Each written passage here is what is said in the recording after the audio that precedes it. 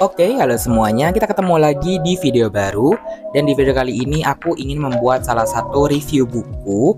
Dan ini tuh menjadi salah satu, bisa aku bilang sempat aku singgung juga di video sebelumnya, yaitu yang menjelaskan tentang buku-buku terbaik yang sudah aku baca di 2024 lalu. Dan untuk di video kali ini aku akan mereview Your Name karyanya Shinkai Makoto. Dan ini lumayan booming juga ya beberapa waktu belakangan. Dan karena aku sudah menjanjikan di video yang 2024 Best Books itu, jadi makanya tanpa berlama-lama lagi langsung aja kita mulai ke reviewnya. Novel ini bercerita tentang dua remaja dengan kehidupan yang bertolak belakang. Remaja laki-lakinya itu namanya Taki yang hidup di Tokyo dengan kehidupan yang lumayan hustle. Selain itu, dia ini sekolah dan juga ada bekerja paruh waktu. Dan juga memiliki teman-teman yang terbilang cukup hits lah, kayak gitulah ya. Selain sekolah, dia ini juga bekerja paruh waktu dan juga memiliki teman-teman yang terbilang cukup hits. Sementara remaja perempuannya ini namanya Mitsuha yang hidup di sebuah desa kecil di daerah Itomori. Kesehariannya bersama nenek dan juga adik perempuannya ini di sebuah rumah yang kecil dan juga dekat dengan alam. Selain itu, nenek Mitsuha ini itu masih juga percaya dengan tradisi lama, juga semakin menambah unsur lokal di sini. Lalu suatu hari mereka berdua ini menyadari bahwa mereka ini terbangun dalam kondisi bertukar tubuh. Taki menjadi Mitsuha, begitu pula sebaliknya, Mitsuha menjadi Taki. Awalnya semua tampak seperti mimpi, sampai akhirnya mereka mulai menyadari bahwa hal itu bukan mimpi sama sekali. Lambat laun mereka pun akhirnya mencoba mencari tahu satu sama lain kayak gitu supaya mereka ini bisa bertemu.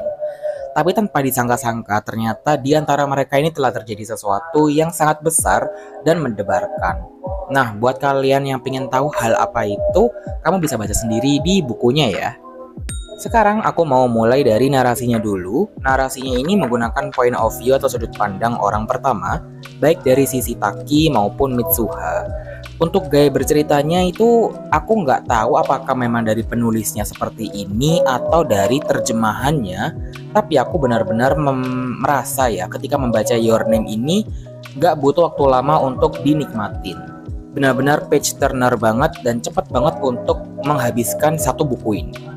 Meskipun begitu, bisa aku bilang kamu tuh harus memerlukan ketelitian yang cukup tinggi ketika pertama kali membaca, karena kamu mungkin gak akan menyadari sedang mengikuti cerita dari sudut pandangnya siapa. Jadi memang agak sedikit membingungkan di bagian awal, tapi selebihnya aku gak merasa kesulitan sama sekali.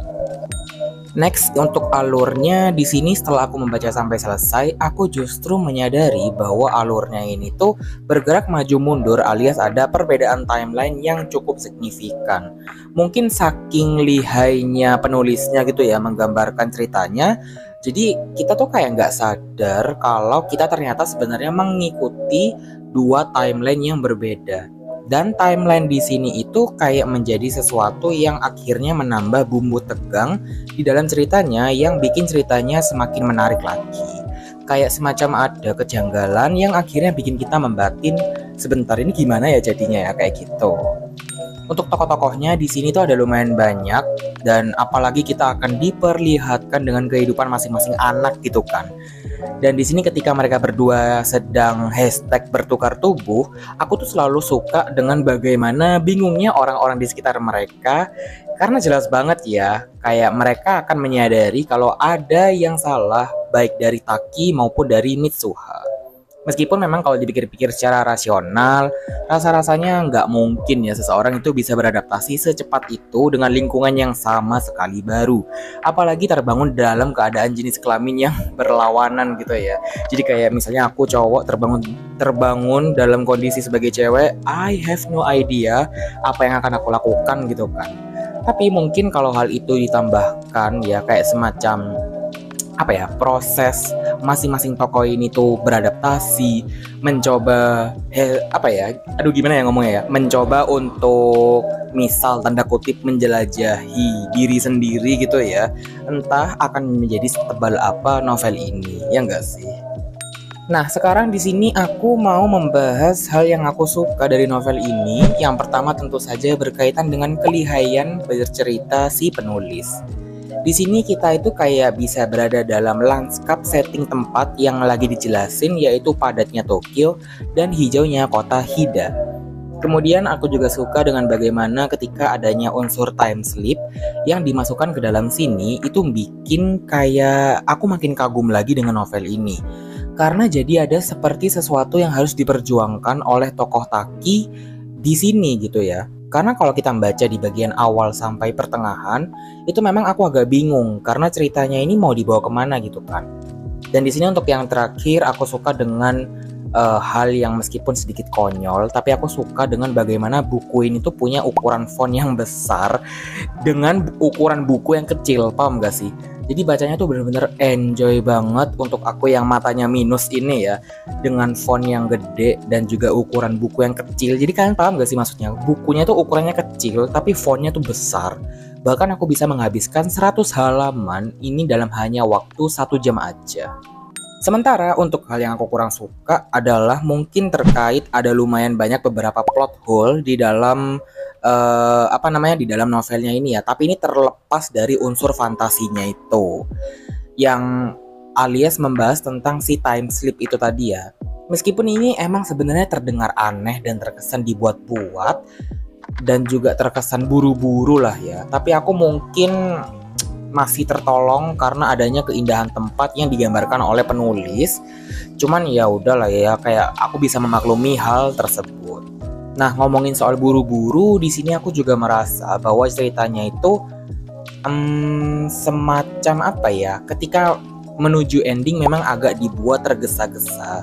Jadi menurut aku situasi pada saat itu memang lumayan mendebarkan, yang aku tuh sempat membatin gitu ya, sebentar, itu yang tadi tuh gimana gitu kan, terus yang ini gimana gitu. Jadi kayak saling mempertanyakan satu sama lain.